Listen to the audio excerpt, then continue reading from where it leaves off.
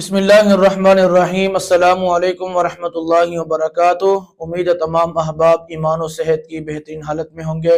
سامعین محترم، ملک کے شام میں ہمارے مجاہد بھائیوں کی طرف سے جب کوئی فتح کی خبر ہمیں سننے کو ملتی ہے تو خدا کی قسم ہماری خوشی جو ہے دوبالا ہو جاتی ہے، لیکن یہی خوشی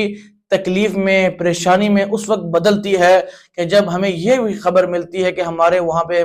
ہمارے بھائیوں کے اوپر، ہماری بہنوں کے اوپر اور بہت سارے اور مسلمانوں کے اوپر جو ظلم کیا جا رہا ہے، جب اس کی کوئی ویڈیو ہمیں دیکھنے کو ملتی ہے، جب کوئی خبر ہمارے کانوں تک پہنچتی ہے تو خدا کی قسم اس کلیجے کو جو ہے، اس دل کو تکلیف پہنچتی ہے۔ یعنی ہمیں اتنا اندازہ نہیں تھا کہ بھئی ہمارے مسلمان بھائیوں کے اوپر اتنا زیادہ ظلم ہو رہا ہے، ان کے ساتھ اتنا برا ہو رہا ہے کہ ظلم کے پہاڑ ان کے اوپر توڑ دیے گئے۔ ابھی جب ہمارے مجاہدین بھائیوں نے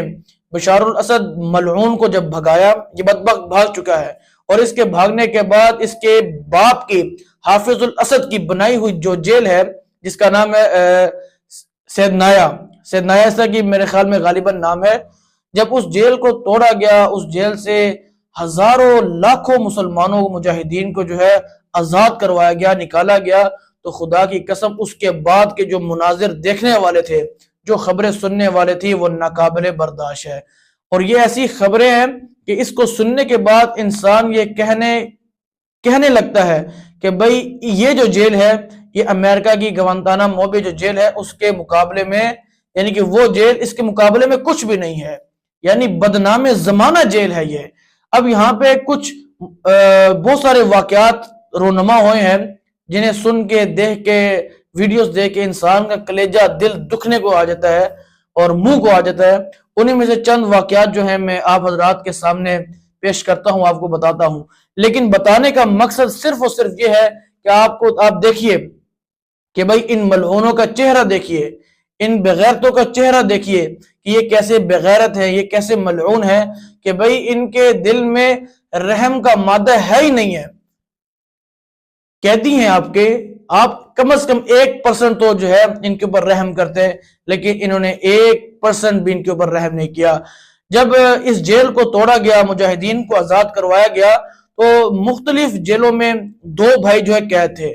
جب وہ آزاد ہوئے تو تقریباً 40 سال کے بعد وہ 2 بھائی آپس میں انہوں نے ملاقات کی، اور وہ مناظر، وہ ویڈیو، وہ دیکھنے والی ویڈیو تھی کہ وہ 2 بھائی جب آپس میں ملتے ہیں تو خدا کی قسم وہ ایسے روتے ہیں، وہ ایسے تڑپتے ہیں کہ جیسے 4 سال کا بچہ جو ہے اپنے والدین سے بچھڑا ہوا ہو، اور جب وہ مل جائے تو وہ کس جذبے کے ساتھ، کس جو ہے نا محبت کے ساتھ اپنے والدین سے ملتا ہے۔ یہاں پہ وہی کیفیت تھی۔ وہ ویڈیو شاید آپ نے بھی فیس بک، یوٹیوب کے اوپر دیکھی ہوگی۔ ایک یہ واقعہ، اور دوسرا واقعہ شامی صحافی یہ کہتا ہے کہ بھئی یہ سید نایا جو جیل ہے، جو اس بشار الاسد ملعون کے باپ حافظ الاسد نے جو ہے بنائی تھی، یہ زیر زمین یعنی کہ جیل ہے، اور اس جیل سے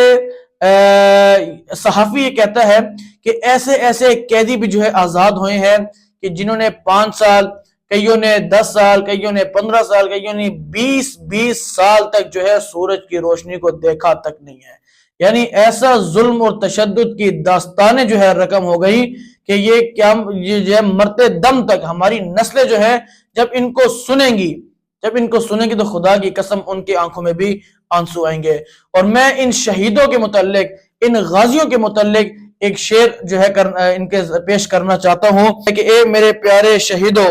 تمہیں کبھی بھولا نہیں جا سکتا، اسی دن کو دیکھنے کے لیے تم نے اپنی جانیں قربان کی ہیں، اسی دن کے لیے تم نے اپنی جانیں قربان کی ہے۔ اور آقا دو عالم صلی اللہ علیہ وسلم کی حدیث مبارکہ بھی ہے۔ حضرت سیدنا ابو ہریرہ رضی اللہ عنہ سے روایت ہے کہ فرماتے ہیں کہ میں نے خود رسول اللہ صلی اللہ علیہ وسلم کو یہ فرماتے ہوئے سنا کہ جب گھمسان کی جنگیں ہوں گی تو اللہ تبارک و تعالی دمشق سے مخلص لوگوں کو بھیجے گا، وہ تمام عربوں میں عمدہ ترین شہ سوار اور آلات حرب کی مہارت تامہ رکھنے والے ہوں گے۔ انشاءاللہ اللہ تبارک و تعالی انہی مجاہدین کے ذریعے، انہی مسلمانوں کے ذریعے جو ہے اللہ پاک اپنے دین کو جو ہے مستحکم کرے گا۔ اور نتیجہ کیا ہوگا؟ نتیجہ یہی ہوگا، سب پہ واضح ہوگا کہ انشاءاللہ العزیز